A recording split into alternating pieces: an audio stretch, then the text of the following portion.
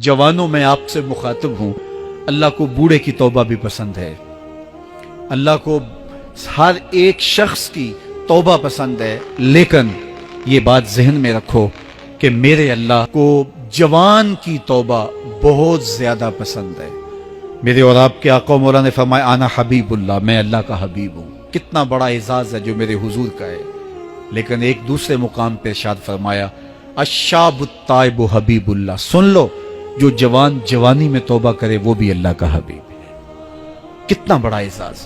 मैं ये देखता हूँ कि हमारी मजालिस में, बिलखुसूस आज की इस मजलिस के अंदर मुझे जो लोग दिखाई दे रहे हैं वो नौजवान हैं।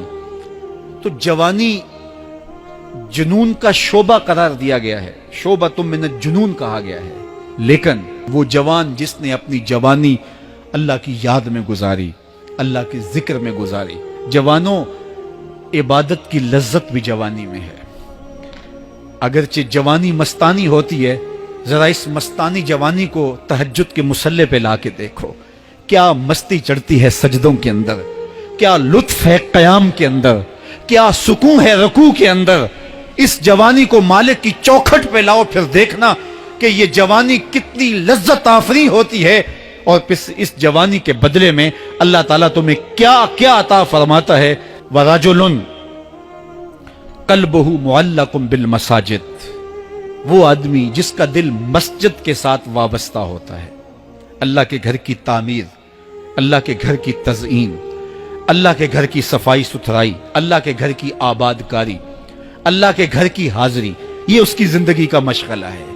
मस्जिद के साथ वाबस्ता है, उसको जुनून है अल्लाह का घर खूबसूरत हो, उसको जुनून है अल्लाह के घर में रौनक हो, उसको जुनून है कि अल्लाह के घर में सफाई सुथराई हो, पाकीज़गी हो, लोगों का आना हो और लोगों का मस्जिद से रब्त हो और मस्जिद की हिफाजत उसने अपने जुम्मे ली हुई है। मस्जिद के काम वो गुलामों की तरह करता है। सुनो सुनो, मेरे हुजूर ने फरमाया कयामत के दिन अल्लाह उसे अपने अर्श का ठंडा साया अता फरमाएगा। फरमाया कुछ लोग मस्जिदों की मेखें होती हैं, जिस तरह लकड़ी में कील ठुक जाता है वो भी मस्जिद में यूं ठुक जाते हैं, जब भी तलाश करो मस्जिद में मिलेंगे। फरमाया जब वो बीमार पड़ जाते हैं अल्लाह के फरिश्ते उनके घर में हाल पूछने जाते हैं। यारो, जवानी के अय्याम में मस्जिदों के साथ अपने आप को वाबस्ता करो, मस्जिदों की सफाई भी अपने मामूलात में शामिल करो।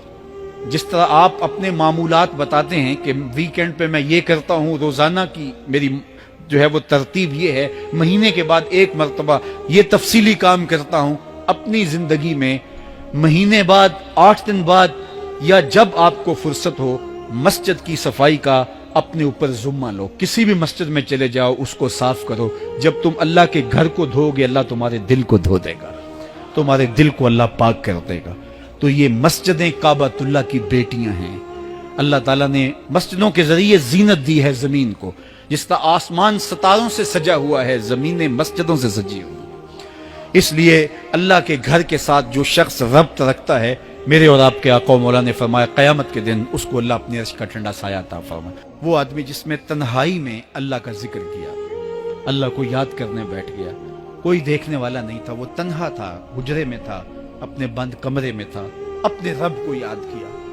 अल्लाह की याद करते करते उसकी आंखों से आंसू टपकने लगे, उसकी आंखें आंसुओं का खिराज देने लगी। तो मेरे और आपके आका मौला ने फरमाया कि ये आंसू इतने कीमती हैं, इन आंसुओं के बदले में क़यामत के दिन उसे अर्श इलाही का साया नसीब होगा। अर्श इलाही का साया उसे नसीब होगा इन आंसुओं के बदले में। रूमी अलैहिर्रहमा फरमाते हैं, जहां पानी गिरता है वहां सब्जा उगता है, जहां आंसू गिरते हैं वहां रहमत उतरती है। तो इसलिए जो अल्लाह की याद में रोने का लुत्फ है और अल्लाह की याद में आंसू बहाने का अजर और सिला रखा गया है, ये गुनाहों को धो डालता है, ये अंदर की सफाई और सुथराई का सबब और जरिया है। मेरे और आपके आका मौला ने फरमाया रातों की तन्हाइयों में उठ के कुरान पढ़ा करो और कुरान पढ़ते हुए रोया करो। फिर फरमाया फ़इल्लम तबकू फतबाकू, अगर रोना ना आए तो रोने की कोशिश किया करो। हजरत दाता गंज बख्श अली हजवेरी से एक मुरीद ने कहा, हजरत अगर रोने की कोशिश करें फिर भी रोना ना आए, फरमाया फिर अपने मुकद्दर पे रोया करो। तुम इतने संग दिल हो गए हो कि तुम्हारी आंखें आंसुओं का खिराज नहीं देती। जो रोना नहीं जानता वो अल्लाह की रहमतों को اور اللہ کی کرم نوازیوں کو کیسے سمیٹ پائے گا؟ بچہ روتا ہے تو ماں دودھ دیتی ہے، جب بندہ اللہ کی حضور الہاؤ زاری کرتا ہے، عجز کرتا ہے، انکساری کرتا ہے، تو اللہ کی رحمتوں کو جوش آتا ہے، اور اللہ تعالیٰ کی رحمتیں اس پہ برستی ہیں، اور اس کے نہ صرف گناہ معاف ہوتے ہیں بلکہ اللہ تعالیٰ اس کے گناہوں کو بدل کے